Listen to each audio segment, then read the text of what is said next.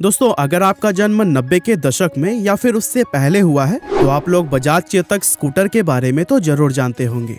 और आपने भले ही इस स्कूटर को कभी चलाया हो या नहीं, लेकिन आपने इसके फेमस जिंगल हमारा बजाज जरूर गुनगुनाया होगा। हमारा कल, हमारा आज, हमारा कल, हमारा आज, बुलंद भारत की बुलंद तस्वीर, हमारा बजाज, हमारा बजाज। दरअसल बजाज चेतक वो स्कूटर था जिसने लगातार कई दशकों तक हर भारतीयों के दिलों पर राज किया है। अपने समय में ये इतना पॉपुलर था कि उस समय लोगों के लिए स्कूटर का मतलब ही बजाज चेतक हुआ करता था और आम लोग इस स्कूटर पर अपनी छोटी छोटी फैमिलीज को लेकर बड़ा शान से चला करते थे। लेकिन फिर बाद में एक ऐसा दौर आया कि लोगों ने इस स्कूटर को नजरअंदाज करना शुरू कर दिया और फिर देखते ही देखते इंडियन रोड्स पर राज करने वाला ये स्कूटर सड़कों से पूरी तरह से गायब सा हो गया। तो दोस्तों, आज की हमारी इस वीडियो में हम आपको भारत के उसी चहेते स्कूटर बजाज चेतक की राइज एंड फॉल की कहानी बताने वाले हैं। तो दोस्तों, इंडियन मार्केट में बजाज चेतक की एंट्री साल 1972 में हुई थी और ये बजाज ऑटो कंपनी के द्वारा खुद मैन्युफैक्चर किया गया उसका सबसे पहला प्रोडक्ट था। वहीं बजाज कंपनी की अगर बात करें तो इसे जमनालाल बजाज जी के द्वारा आज से 76 साल पहले 1945 में ही शुरू किया गया था। लेकिन उस समय ये कंपनी विदेशी 2 और 3 व्हीलर व्हीकल्स को इंपोर्ट करके भारत में बेचा करती थी। कई सालों तक ये कंपनी इसी तरह से बिजनेस करती रही, जिसके बाद से साल 1959 में इस कंपनी ने 2 और 3 व्हीलर व्हीकल मैन्युफैक्चर करने का लाइसेंस प्राप्त कर लिया और अब व्हीकल इंपोर्ट करने की जगह खुद उन्हें बनाने की ही तैयारी शुरू कर दी। और दोस्तों, इस तरह से 1972 में कंपनी ने खुद से बनाया हुआ अपना सबसे पहला प्रोडक्ट यानी कि एक स्कूटर मार्केट में लॉन्च किया, जिसका नाम उन्होंने महान भारतीय शासक महाराणा प्रताप के घोड़े चेतक के ऊपर बजाज चेतक रखा। और दोस्तों, बहुत से लोगों को यह मालूम नहीं है, लेकिन ये स्कूटर असल में इटालियन कंपनी पियागियो के वेस्पा स्प्रिंट स्कूटर पर बेस्ड था। जहां इसके फीचर्स की अगर बात करें तो इसका शुरुआती मॉडल 145 सीसी के 2 स्ट्रोक इंजन के साथ में आता था, जिसे कि कंपनी के द्वारा साल 2002 में अपग्रेड करके 4 स्ट्रोक इंजन कर दिया गया था। ट्रांसमिशन के नाम पर इस स्कूटर में 4 स्पीड गियर्स भी दिए गए थे। साथ ही इसकी टॉप स्पीड 90 किलोमीटर प्रति घंटा और माइलेज 62 किलोमीटर प्रति लीटर हुआ करता था।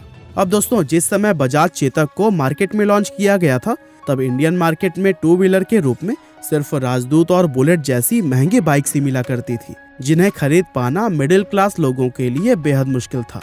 और उस समय अगर किसी मिडिल क्लास व्यक्ति को वाहन की जरूरत भी होती थी तो महंगा होने के चलते वो चाहकर भी किसी व्हीकल को नहीं खरीद पाता था। इसीलिए ज्यादातर आम लोग साइकिल से ही अपना काम किया करते थे। इसके अलावा उस टाइम पब्लिक ट्रांसपोर्टेशन भी बहुत कम हुआ करता था, जिसके चलते आम मिडिल क्लास लोगों को छोटे मोटे सफर करने में भी बहुत सारी परेशानियों का सामना करना पड़ता।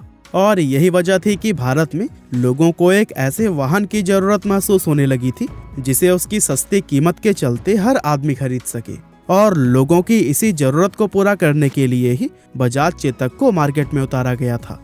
उस समय भारत में सड़कों की हालत तो बहुत ही ज्यादा खराब थी और ज्यादातर छोटे कस्बों व गाँव में कच्चे रास्ते ही बने होते थे। ऐसे में बजाज कंपनी ने अपने इस स्कूटर को खास तौर से उन खराब भारतीय सड़कों के लिए ही डिजाइन किया हुआ था, जिसके चलते ये स्कूटर उन कच्चे रास्तों पर भी बिना किसी परेशानी के मस्त होकर चलता था। और इतना ही नहीं, सस्ता होने के साथ ही बजाज चेतक के मेंटेनेंस का खर्चा भी काफी कम था, जो कि इसे लोगों के लिए और भी ज्यादा अफोर्डेबल बना देता था। और दोस्तों, अपने इन्हीं सभी खूबियों के चलते बजाज चेतक मार्केट में लॉन्च होते ही सुपरहिट हो गया। दोस्तों, बजाज चेतक इतना सक्सेसफुल इसलिए हुआ था क्योंकि इसने लोगों का फंडामेंटल प्रॉब्लम सॉल्व किया। अब शायद आप भी सोचते होंगे कि आखिर एक स्टार्टअप सक्सेस कैसे हासिल कर सकता है, आखिर उसके पीछे के फंडामेंटल्स क्या हो सकते हैं। तो दोस्तों, इन्हीं सवालों के ही जवाब आपको 48 hour startup from idea to launch in 1 weekend नाम की बुक समरी में मिल जाएगा, जो कि भारत की best audio book platform Kuku FM पर उपलब्ध है। अब लोगों के बीच बजाज चेतक की डिमांड आसमान छूने लगी थी और उस टाइम देश में कोई शहर, कोई गांव, यहाँ तक कि कोई मोहल्ला भी ऐसा नहीं था जहां चेतक ने अपनी दस्तक ना दी हो। ये मिडिल क्लास लोगों के लिए उनका सिंबल ऑफ स्टेटस बन गया था, जहां एक छोटा सा परिवार आराम से इस पर सफर कर सकता था।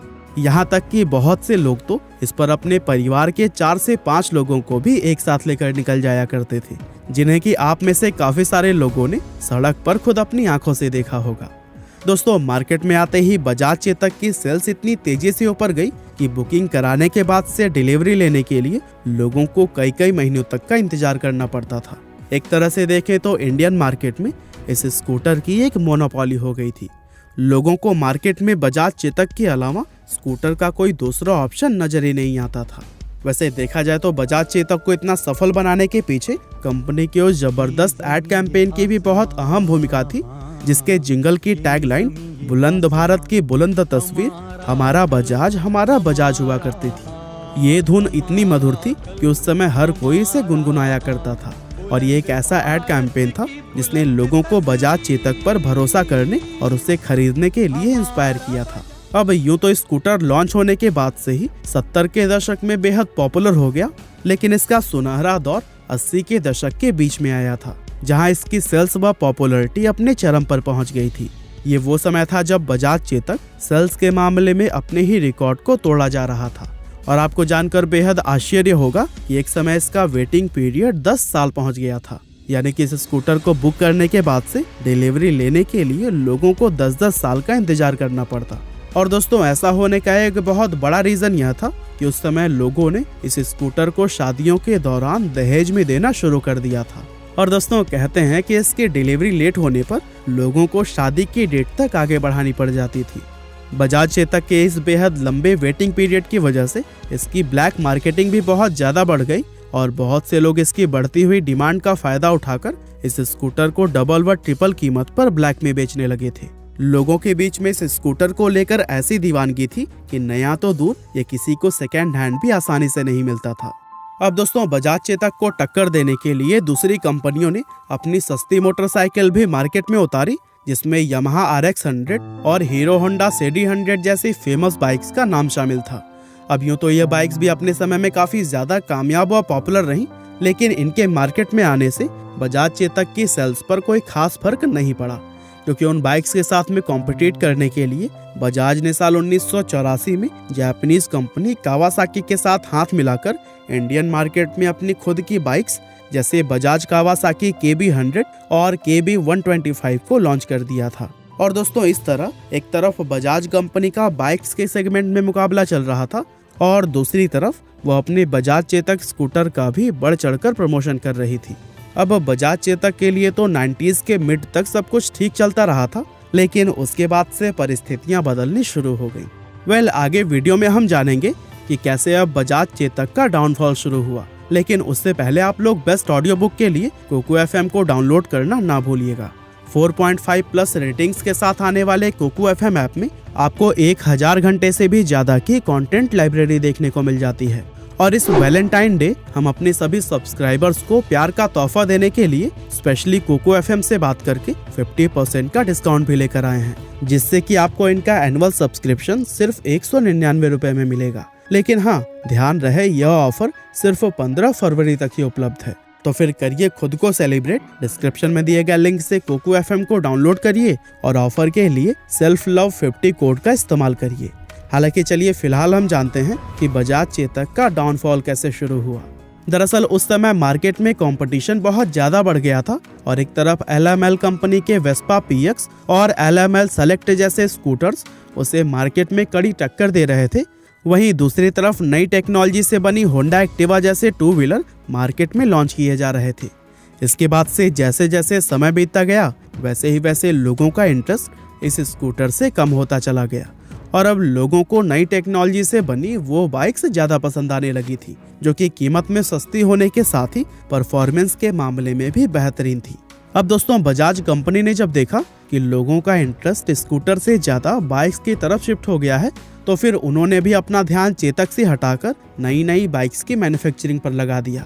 इसके बाद साल 2002 में कंपनी ने बजाज चेतक को 4 स्ट्रोक इंजन के साथ मार्केट में पेश करके इसकी सेल्स को बूस्ट करने की आखिरी कोशिश की, लेकिन ऐसा करने पर भी बिक्री में कोई खास बदलाव नहीं देखने को मिला, जिसके चलते कंपनी ने साल 2006 में बजाज चेतक के प्रोडक्शन को हमेशा के लिए बंद कर दिया।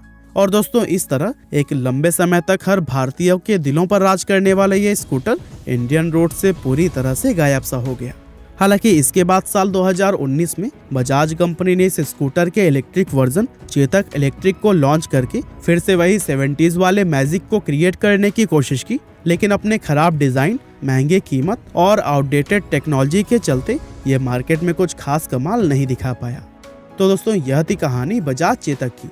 यह वीडियो आपको कैसी लगी हमें कमेंट करके ज़रूर बताइएगा। आपका बहुमूल्य समय देने के लिए बहुत बहुत धन्यवाद।